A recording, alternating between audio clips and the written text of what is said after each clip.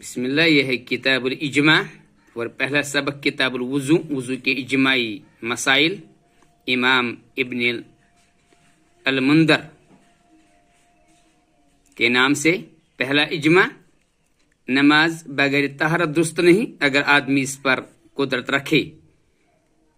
اجماع ہے کہ پیشاب، پاکخانہ، منی اور ہوا کے خارج ہونے نیز کسی بھی طرح عقل کے زائل ہونے سے طہارت زائل ہو جاتی ہے اور وضو واجب ہو جاتا ہے.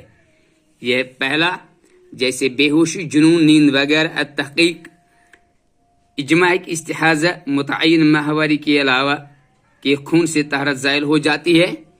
ربیعۃ الرائے کے نزدیک استحاضہ کا خون ناقض طہارت نہیں. ابن المنذر. چوتھا اجماع ہے کہ بیوی سے ملاسمت بھی ناقض طہارت ہے. پانچواں اجماع ہے کہ خارج نماز ہنسی سے طہارت زائل نہیں ہوتی.